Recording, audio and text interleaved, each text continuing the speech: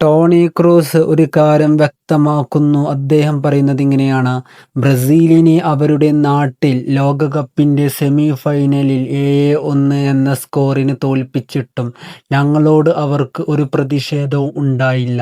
അവരുടെ ഒരേയൊരു ആവശ്യം അർജന്റീനയെ തോൽപ്പിച്ചാൽ മതി എന്ന് മാത്രമായിരുന്നു എന്നാണ് ടോണി ക്രൂസ് വ്യക്തമാക്കുന്നത്. ഇത് കേൾക്കുമ്പോൾ നിങ്ങളുടെ മറുപടി കമൻ്റായിട്ട് അറിയിക്കുക. എനിക്ക് ഇതിന് മറുപടിയായിട്ട് ടോണി ക്രൂസിനോട് പറയാനുള്ളത് ഒന്നേ ഉള്ളൂ.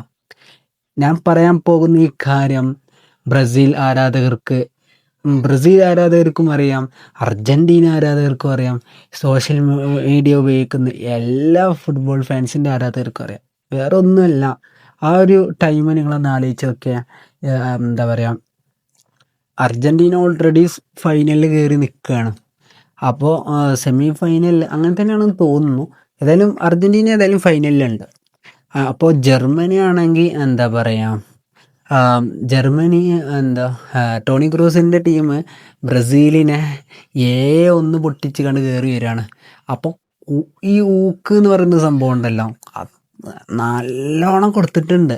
എന്താ പറയുക, അർജന്റീന ആരാധകർ ബ്രസീലിക്ക്.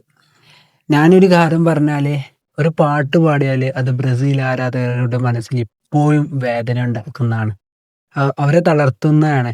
ഏതാണെന്നല്ലേ, ആ പാട്ട് പാടിക്കാണ്ട് നമുക്കിതോടെ വൈൻഡ് അപ്പ് ചെയ്യാട്ടോ. ഒന്നാം യാത്രന ഉല്ലാസ യാത്ര പോയപ്പോൾ ചുറ്റുമല്ലി, അങ്ങനെ ഒരു പാട്ടുണ്ടല്ലോ, ഒന്നാം യാത്ര ഉല്ലാസ യാത്ര പോയപ്പോൾ എന്നൊരു പാട്ടുണ്ട്. ആ ഒരു രീതിക്ക് ഉണ്ടാക്കിക്കണോ, അത് ബ്രസീൽ ആരാധകർക്ക് ഇപ്പോഴും വേദന ഉണ്ടാക്കുന്നൊരു പാട്ടാണ്. അത് മതി ഇതിന് അവർക്ക് അർജന്റീന തോൽക്കാൻ വേണ്ടിയിട്ട്. അപ്പോൾ ഇത്രയേ ഉണ്ടായിരുന്നുള്ളൂ.